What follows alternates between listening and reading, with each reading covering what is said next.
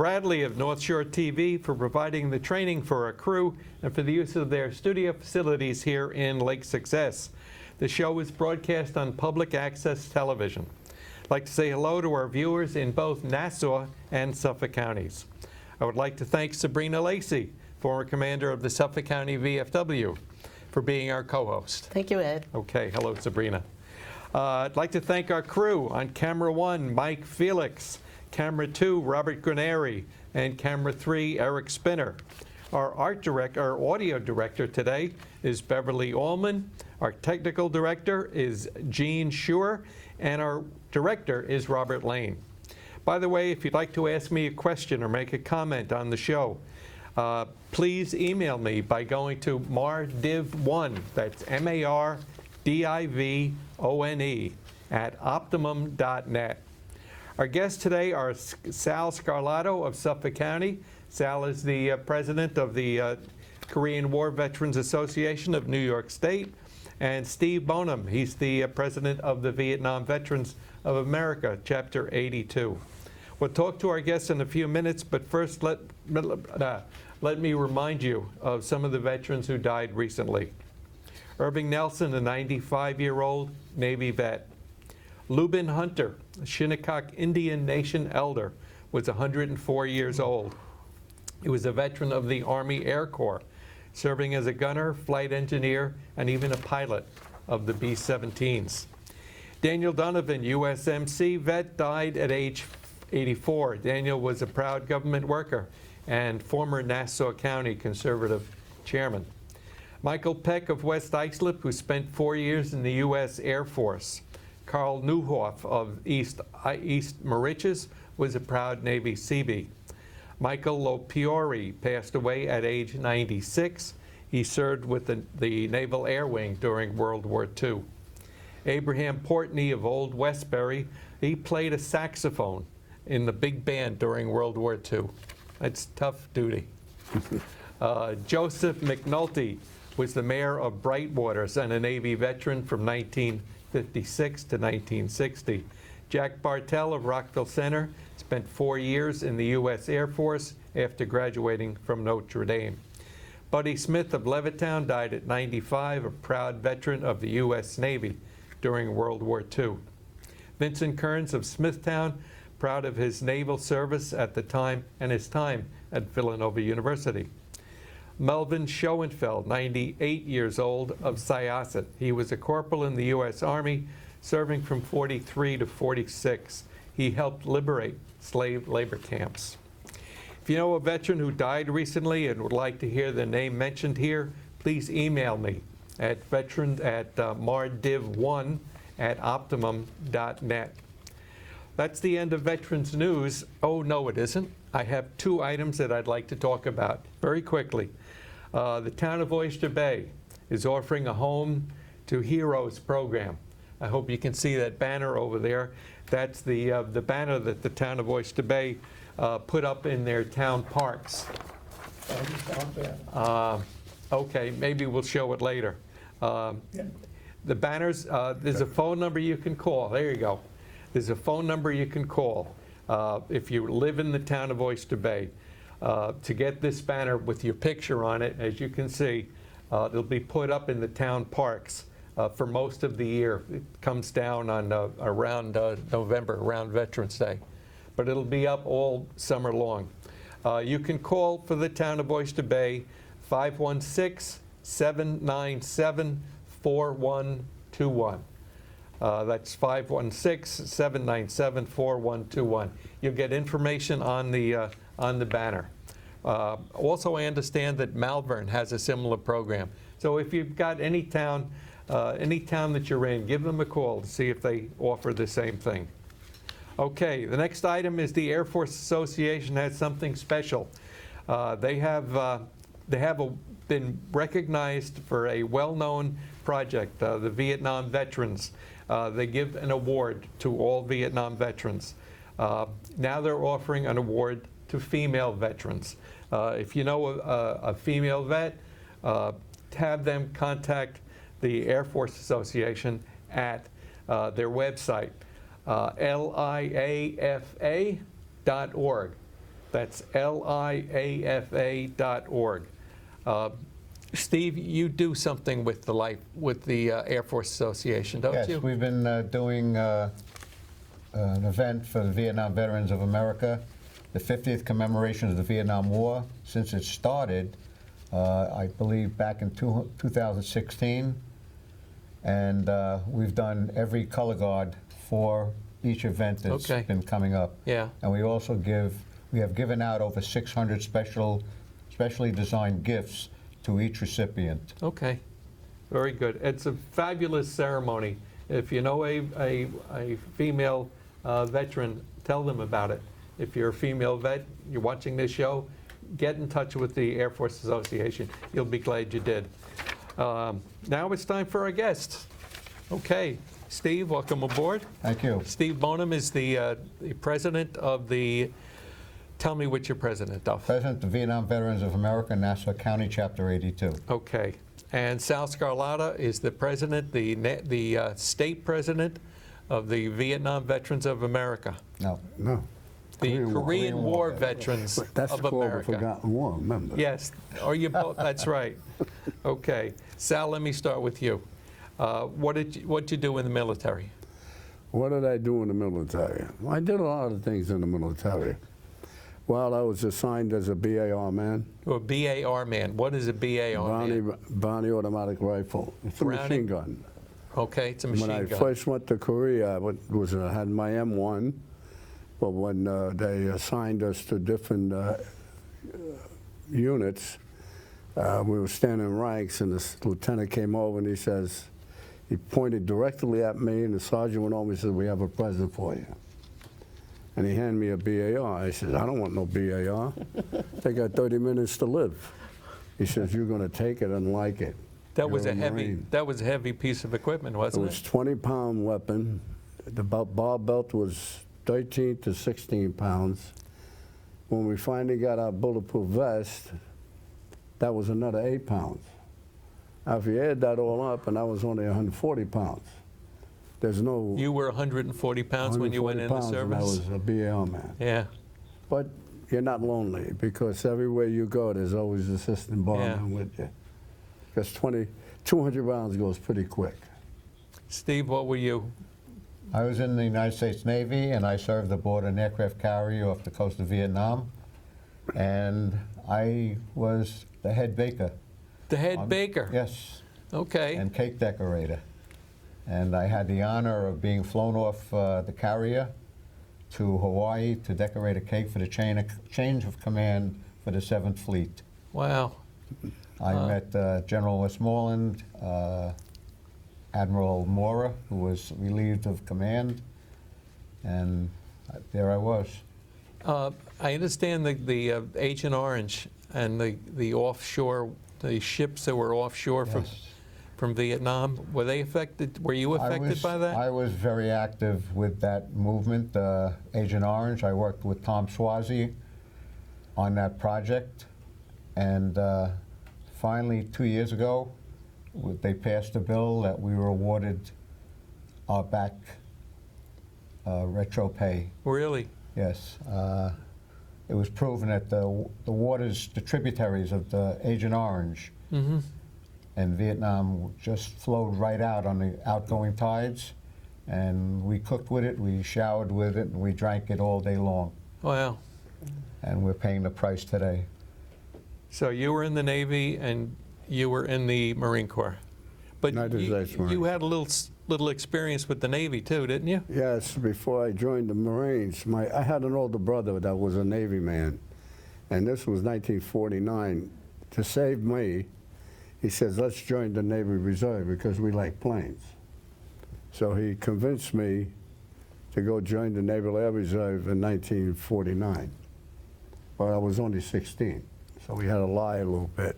I was on a Avenger, the VC-32, 832 Squadron at a Floyd Bennett Field. But my heart was with the Marines. Oh. I saw a movie one time, I guess I was about 12 years old. It was called The Shores of Tripoli. Sure. With John Payne, Andrew Scott, Maureen O'Hara, and I really fell in love with the Marines. Very good. So my brother he was a dead-hearted Navy man. He was actually UDT. And he was 5 years older than me, but was like my father. So whatever he said, I had to do. So that's why I joined the Navy. But the first chance I got, as soon as I hit 18, I joined the Marines. And he got Very mad good. at me. How long were you in the military? I was in the Marines only 25 months. I got hit and I got a medical discharge. Okay. And then you retired back to where? I'm sorry. Where did you return to when you came back home? When I came home, I returned to, I was a bum. Because what I did was... Were you a very married bum or a regular bum? Before you get home, I want to read something about you that I saw on the internet. Sal Scarlato was born in 1933 in Brooklyn. He worked as a laborer before enlisting in the Naval Reserve, which you just said, and then joined the U.S. Marine Corps. He was sent to Korea in 1952 and was stationed on the front line near Panmunjom. Above Panmunjom, about 20 miles. He participated in multiple battles, including Bunker Hill and the Hook. He received many honors for his commitments. What was the Hook about? Where was the Hook? The Hook was further north. If you look at the map, every hill, every mountain had a name. There was the Hook, there was Berlin, there was Yoke, there was Vegas. Vegas was very hot. And the Hook was, it's very hard to describe. Here's Bunker Hill and the Hook was up here. Actually, that was really with the 7th. Wow. And we were attached to the 7th. But it's like anything else, it was a major battle.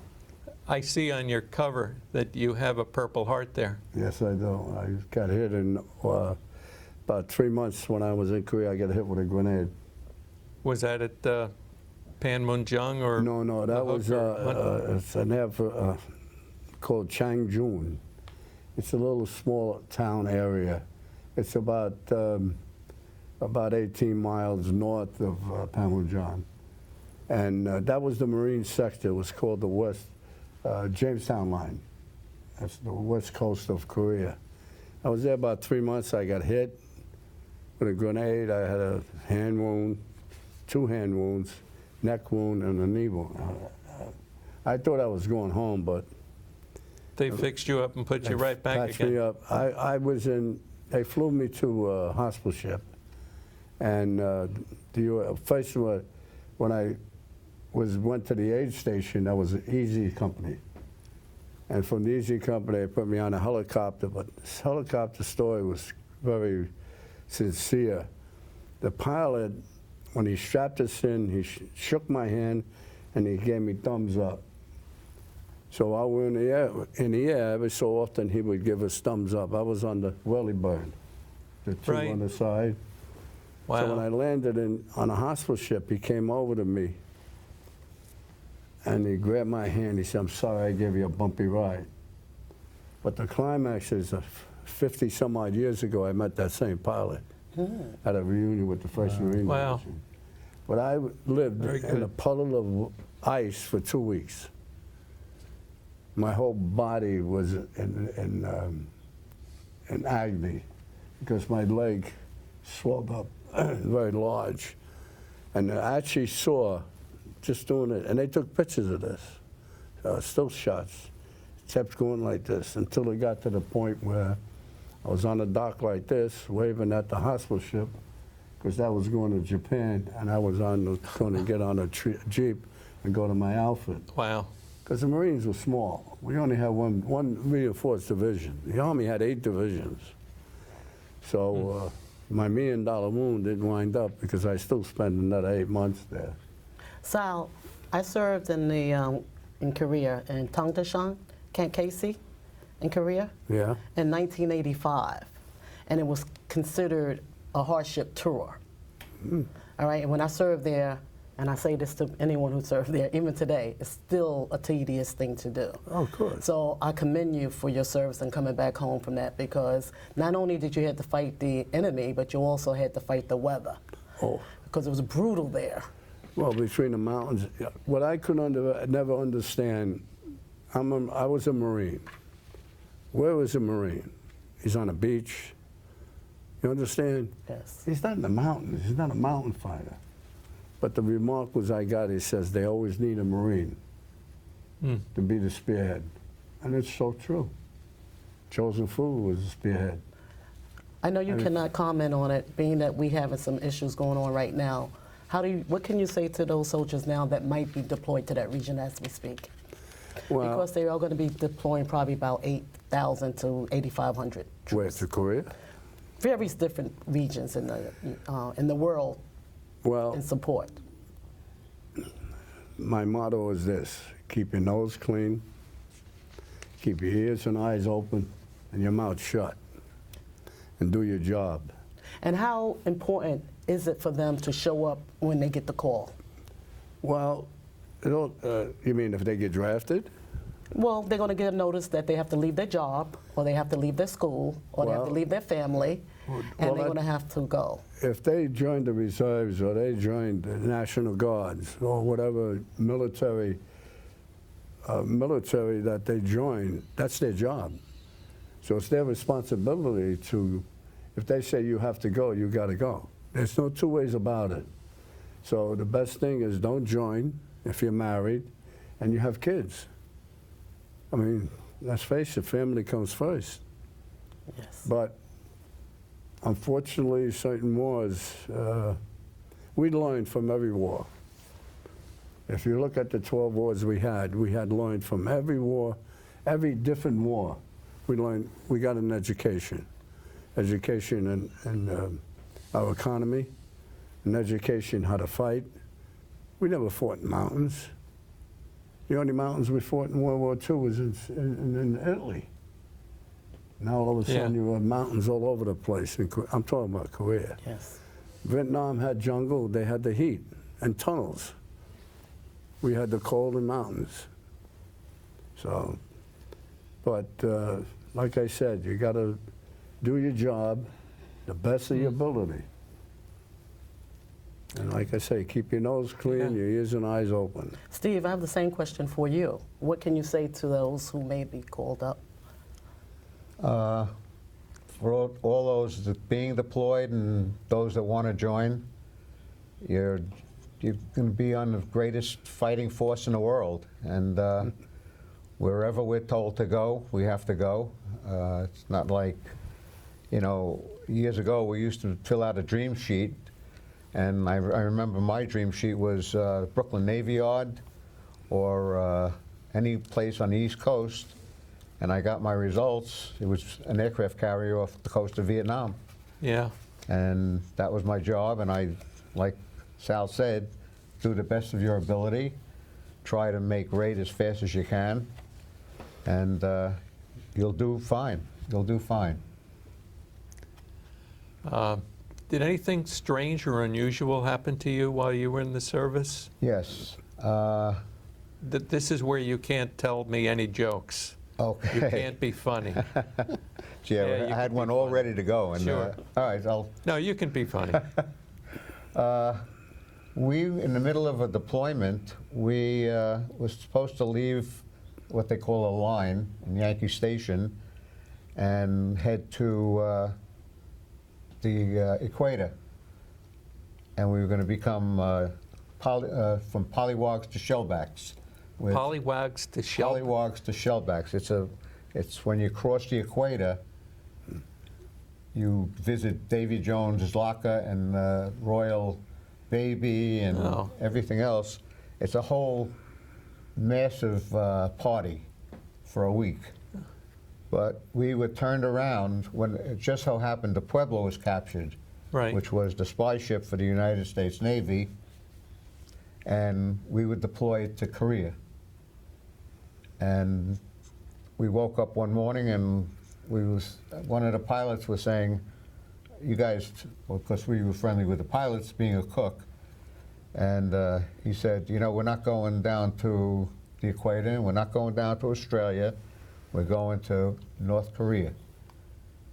So that, the only thing we got out of that was another ribbon, and we had to postpone for the next trip, next cruise that we did, at Vietnam. We did Australia, and we did the equator. Okay.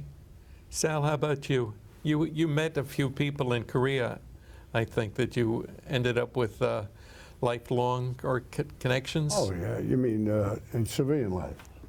In civilian life. All right. Well, I'll tell you who I met quite a few. Let me tell you about the Korean people. If you want to have your chest come way out like this, you go to South Korea or even Flushing. I had 3 presidents, Kim, Lee, and Park, and their wives on a stage bowed to me and say, thank you for saving my country, and then present me with a medal. Wow. You know what kind of honor that is? I have met diplomats Where did you meet those in Seoul, Korea, at the Blue in House. Korea? Wow. I was at the Blue House. This, in a period of 12 years, 12? I've been back 8 times as a guest of the Korean government. And I had quite a few, 2 special tours.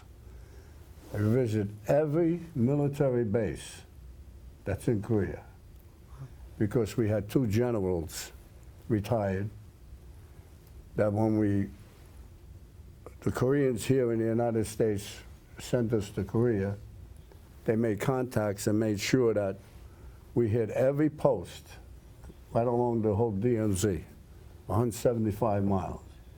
We hit the 1st Marine Division, we hit the 2nd Marine Division. I got multiple stuff from generals, and I was Wow. only a private in the Marine Corps. And I used to aggravate my friends.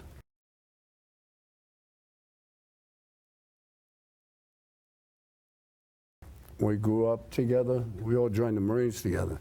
Who was a corporal, who was a sergeant, so forth. And I said, yeah, but who'd you meet? I said, I met some important people, and I was only a private. Well, I got busted twice. I wasn't too good in the Marine Corps. And who did you see? Huh? Who and what did you see while you were serving? Oh. Because the DMZ line is the line that is between North Korea and South Korea. We as veterans and soldiers, we are on the other side.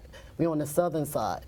But it's just one line and a doorway that separate North Korea from South Korea. And what else? And there's one soldier standing at that door defending everybody in this country. So if they decide to even blink on this side of the world, we're ready. Yeah. And we're saying that now because we, to this day, since you served in what year? 52. 1952, and I served in 1985. It is now 2022, I believe. All right? Since that time. 72 years ago. Right, 72 years ago, and we're back here again. But one thing I'm going to say, and I have to say this, and you're sitting here, and Ed is here. The young ones don't understand. We are the best military force in the world. Oh, yeah. Because we're dedicated, and we're proud of what we do. And we continue to serve when we come back. And we want the young people to know, don't fear nothing. We're here. And we're going to continue to go forward and protect this country and this Okay. universe now. I like this. And you being said, Yeah, one thing they said, North Korea never stopped. In the past 40 years, before 60 years ago, they built 4 tunnels.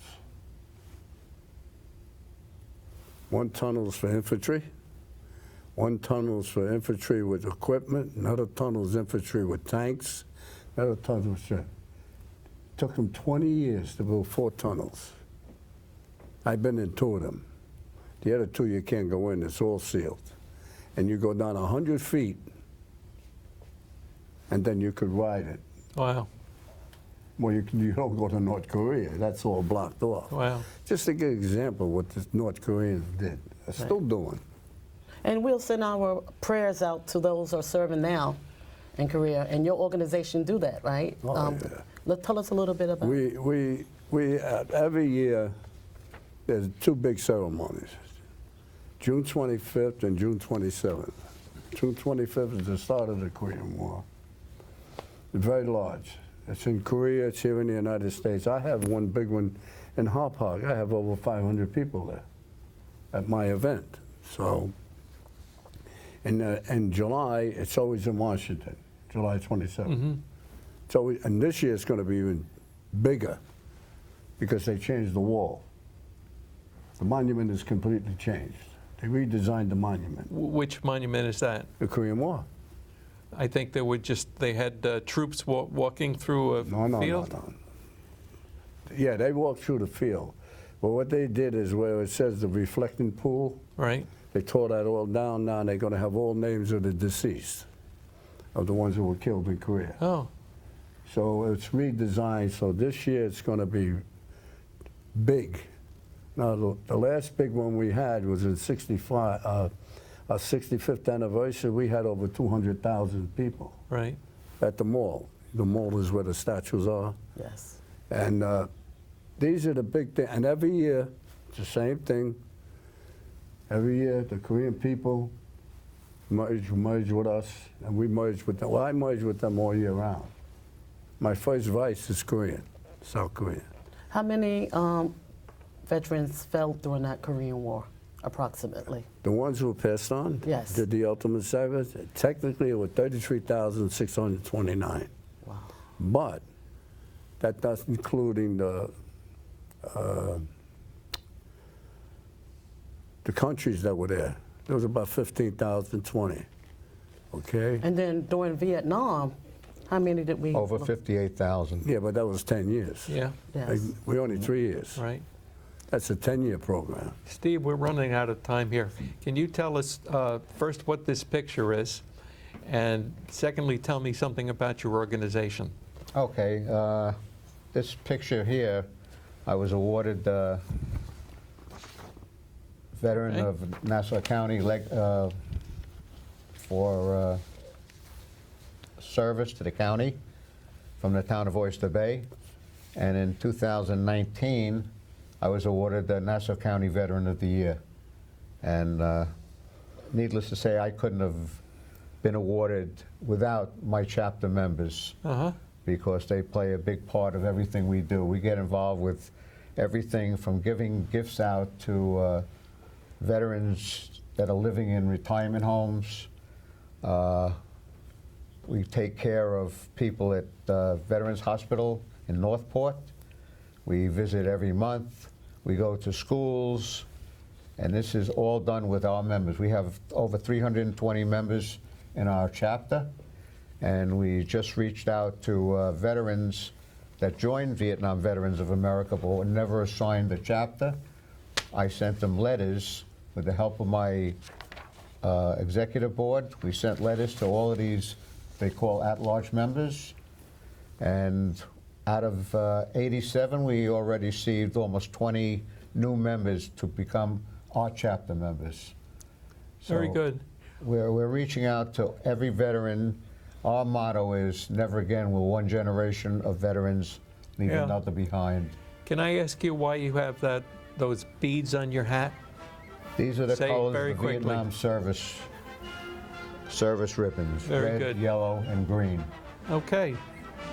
I have to wrap it up. I'm sorry, the time went too fast today.